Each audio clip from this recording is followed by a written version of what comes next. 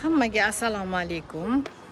Bugungi vlogim mana bu hasharotlar uchun otel bilan tanishtiruv bo'ladi.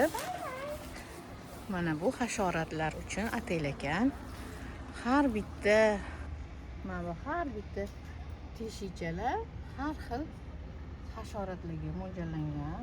Qo'ng'izchalar, mancha chumoli, bormikin, chivinlar, asosan asal arilar uchun otel ekan.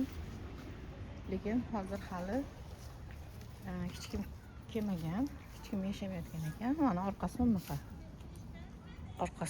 Ekan.